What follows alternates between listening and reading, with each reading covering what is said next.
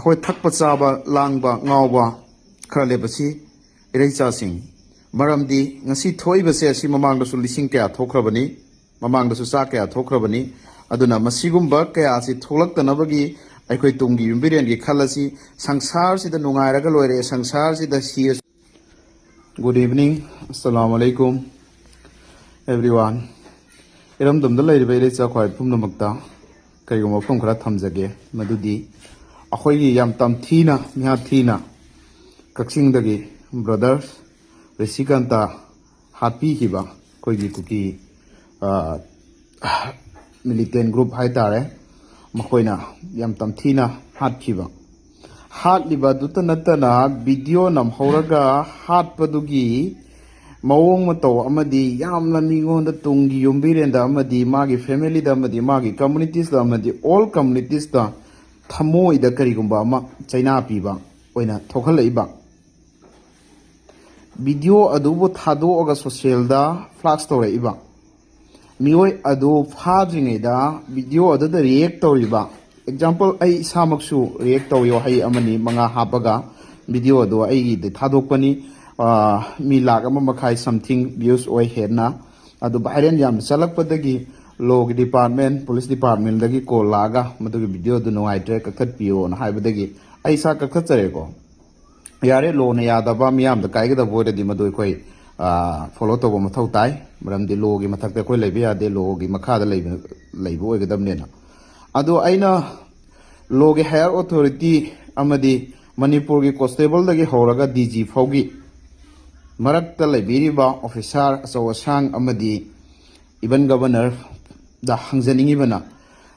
react तौरिबा अखोयबुदी मदुगी react तौबदु यारोइन थिंगेबा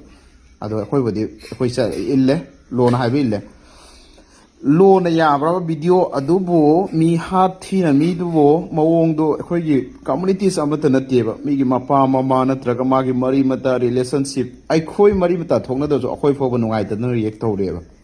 react तौरे अदो मागी इमुंग मनुंग नत्रगा मागी लैकाइदि करी ओरमगदम एनी कम्युनिटीज ओरमसनो नुपादो लाना चलुबा चत्तबदो तोंगानबमनेबा हाटपगी वीडियो सि याम तमथीना नुपादोना मखोयदा मखोंग पायरा हाइजबगुम हाइजबदा नोंमैना कापगा याम तमथीना हाटपगी नोंमै कापदुफु उल्लगा मी सिबदुफु उल्लगा थादोरेबा नुपासि कनानो मणिपुरी पुलिस डिपार्टमेंट फाबीरब्रा फाबीद्रिब्रा पुंग कयागे मनुंगदा फागदोरिमो हाइबसि आइसु एज अ सोशल एक्टिविस्ट अमोइना एज ए आई ऑर्गेनाइजर अमगी प्रेसिडेंट अमोइना इरमदंगी इरैचा अमोइना आइना मे हंजनिंगेबा लॉगी डिपार्टमेंट हायर अथॉरिटी सिंगसिदा याम पेंदे मसी अखोय सिता नते याम लैखरे अदुबो खरा फरे शांति ओइरे ना अखोयगी कना कना गोमनदी याम अमा अतोब अतोब पॉलिटिकल डायलॉग तदी अखोयगी बीजेपी गवर्नमेंट नसु पीस ओइरे मैम अम हंजन लाउखरे वेयर इज पीस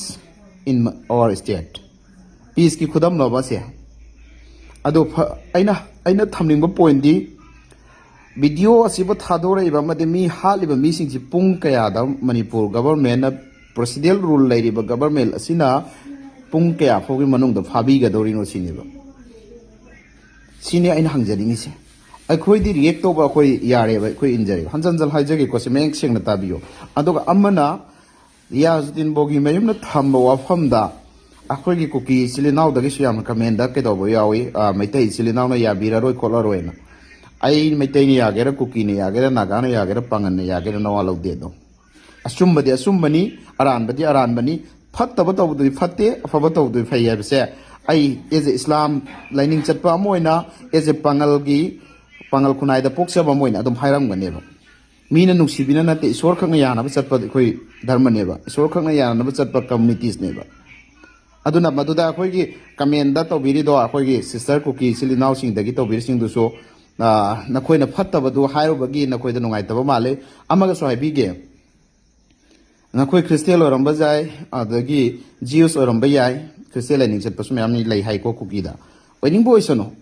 मदु बाइबल दा मदु मैना तौबगी नियम अमफो इरमय इरंबा चैप्टर अमा यावरगदे अंगोंदा अमतंग कॉल तौबिरप यानेबा आइगी येनसेबा मियोइबदो फरेने नखोयना अखोयगी सुम हाइबय वानी मैतै चिलिनाउसु तसेंगनमकी ओइना अखोयना उजबदो आई सेंगना हाइगेबा चाक पिचरगा थादोकपा यावरियेबा कुकी चाक पिचरगा थादोकपा मैम यावरियेबा ꯑꯗꯨ ꯅꯈꯣꯏꯒꯤ ꯅꯤꯉꯣꯟꯁꯨ ꯂꯧꯔꯤꯕ ꯅꯨꯄꯤꯗꯨꯅꯒ ꯀꯞꯄꯤꯕ ꯅꯤꯉꯣꯟꯗꯨꯅꯒ ꯀꯞꯄꯤꯕ ꯑꯗꯨꯒꯨꯝꯕ ꯅꯨꯡꯁꯤꯅꯕꯁꯤꯗꯒꯤ ꯍꯦꯟꯅ ꯆꯥꯎꯕ ꯃꯍꯩꯁꯤ ꯂꯩꯕ ꯅꯠꯇꯦꯕ ꯑꯩꯈꯣꯏꯗꯗꯤ ꯅꯨꯡꯁꯤꯅꯕꯝ ꯊꯨꯡꯅꯍꯟꯕꯁꯤ ꯃꯁꯖꯤꯠ ꯑꯃ ꯁꯥꯕꯒ ꯇꯦꯝꯄꯜ ꯑꯃ ꯁꯥꯕꯒꯤ ꯁꯋꯥꯞ ꯅꯦꯀꯤ ꯐꯪꯕꯤ ꯑꯗꯨꯒꯤ ꯑꯅꯤꯗꯨ ꯁꯦꯠꯇꯣꯛꯅꯔꯒ ꯅꯈꯣꯏꯅ ꯑꯩꯈꯣꯏꯒꯤ ꯑꯗꯨꯗ ꯍꯥꯠꯇꯣꯛꯄꯤꯔꯤꯗꯣ ꯃꯗꯨꯒꯤ ꯄꯥꯞꯁꯤ ꯅꯈꯣꯏꯗ ꯑꯀꯤꯕ ꯐꯥꯎꯗꯕꯒꯤꯅꯦꯕ ꯑꯃꯗꯤ ꯅꯣꯏꯒꯤ ꯕꯥꯏꯕꯜꯗꯁꯨ ꯌꯥꯎꯗꯦꯕꯗꯣ ꯃꯤꯕꯨ ꯑꯁꯨꯃꯥꯏꯅ ꯍꯥꯠꯂꯨ ꯍꯥꯏꯕꯁꯤ ꯕꯥꯏꯕꯜꯗ ꯌꯥꯎꯕ ꯅꯠꯇꯦꯕ ꯑꯗꯨꯗ ꯉꯁꯥꯏꯒꯤ ꯇꯁꯦꯡꯅꯃꯛꯀꯤ ꯑꯆꯨꯝꯕ ꯍꯥꯏꯕꯗꯨꯗ ꯅꯈꯣꯏꯅ ꯋꯥꯟ ꯁꯥꯏꯠꯀꯤ ꯃꯩꯇꯩꯒꯤ ꯃꯤꯆꯪ ꯆꯪꯉꯦꯅ ꯑꯗꯨ ꯅꯦꯕꯔ ꯑꯦꯕꯔꯗ ꯑꯩ ꯃꯩꯇꯩ ꯏꯆꯤꯜ ꯏꯅꯥꯎꯁꯤꯡꯗꯩ ꯁꯣꯏꯔꯁꯨ ꯑꯗꯨꯝ ꯉꯥꯡꯉꯤ ꯄꯥꯉꯜꯒꯤ ꯁꯣꯏꯔꯁꯨ ꯉꯥꯡꯉꯤ ꯀꯨꯀꯤꯒꯤ ꯁꯣꯏꯔꯁꯨ ꯉꯥꯡꯒꯅꯤ ꯑꯦꯅꯤ ꯀꯝꯃꯨꯅꯤꯇꯤ ꯁꯣꯏꯕꯗ ꯑꯩ ꯉꯥꯡꯒꯅꯦꯕ ꯃꯁꯤ ꯑꯩꯁꯦ ꯏꯁꯥꯁꯦ ꯑꯩ ꯃꯅꯤꯄꯨꯔꯒꯤ ꯄ꯭ꯔꯖꯥꯅꯦꯕ ꯃꯅꯤꯄꯨꯔꯒꯤ ꯄꯤꯄꯜꯅꯦꯕ ꯃꯅꯤꯄꯨꯔꯒꯤ ꯏꯔꯩꯆꯥꯅꯦꯕ ꯑꯩꯈꯣꯏ ꯑꯗꯨꯅ ꯑꯩꯒꯤ ꯏꯊꯧꯅꯦꯕ ꯃꯁꯤ ꯑꯩꯒꯤ ꯏꯊꯧ ꯍꯥꯏꯕꯗꯤ ꯁꯣꯁꯤꯌꯦꯜ ꯁꯃꯥꯖꯁꯤꯒꯤ ꯑꯩꯈꯣꯏꯗꯤ ꯉꯥꯡꯉꯤꯕ ꯑꯩꯈꯣꯏꯗꯤ ꯎꯕꯗ ꯅꯠꯇ꯭ꯔꯒꯅ ꯅꯨꯡꯉꯥꯏꯇꯕꯗ ꯐꯥꯎꯔꯛꯄꯗ ꯀꯝꯃꯨꯅꯤꯇꯤꯁ ꯌꯦꯡꯕ ꯗꯔꯀꯥꯔ ꯂꯩꯇꯦꯕ ꯑꯩ ꯉꯁꯥꯏ ꯍꯥꯏꯖꯈ꯭ꯔꯦ ꯑꯆꯨꯝꯕꯅꯤ ꯁꯨꯗꯦ ꯑꯆꯨꯝꯕꯗꯤ ꯑꯆꯨꯝꯕꯅꯦꯅ ꯑꯗꯨꯝ ꯍꯥꯏꯒꯅꯤ ꯑꯗꯨꯅ ꯏꯔꯩꯆꯥ ꯏꯆꯤꯜ ꯏꯅꯥꯎꯁꯤꯡꯗ ꯑꯩꯅ ꯑꯃꯨꯛꯇꯪꯒ ꯃꯩꯇꯩ ꯏꯆꯤꯜ ꯏꯅꯥꯎꯗ ꯍꯥꯏꯅꯤꯡꯕ ꯑꯃꯅ ꯃꯩꯇꯩ ꯏꯆꯤꯜ ꯏꯅꯥꯎꯁꯦ ꯃꯅꯤꯄꯨꯔꯒꯤ ꯑꯃꯨꯛꯇꯪ ꯄꯨꯟꯁꯤꯟꯕꯤꯌꯨ ꯄꯨꯟꯗ꯭ꯔꯒꯗꯤ ꯃꯅꯤꯄꯨꯔꯁꯦ ꯀꯔꯤ ꯐꯤꯕꯝꯗ ꯆꯠꯈꯤꯗꯧꯔꯃꯣ ꯍꯥꯏꯕ ꯉꯝꯗ꯭ꯔꯦ ꯑꯗꯨꯅ ꯇꯁꯦꯡꯅꯃꯛꯀꯤ ꯑꯣꯏꯅ ꯍꯝꯕꯜ ꯔꯤꯀ꯭ꯋꯦꯁꯅꯤ ꯃꯅꯤꯄꯨꯔꯗ ꯂꯩꯔꯤꯕ ꯍꯥꯟꯅꯗꯒꯤ ꯕꯤꯛ ꯔꯣꯜ ꯑꯩꯈꯣꯏꯒꯤ ꯕꯤꯛ ꯕ꯭ꯔꯗꯔꯒꯤ ꯔꯣꯜ ꯂꯧꯔꯒ ꯂꯥꯛꯏꯕ ꯑꯃꯗꯤ ꯒꯥꯔꯖꯤꯌꯥꯟꯁ ꯑꯣꯏꯔꯒ ꯂꯥꯛꯏꯕ ꯃꯩꯇꯩ ꯏꯆꯤꯜ ꯏꯅꯥꯎꯁꯤꯡꯁꯦ ꯅꯈꯣꯏ ꯃꯥꯟꯅꯗꯕꯗꯒꯤ ꯅꯈꯣꯏꯅ ꯉꯁꯤ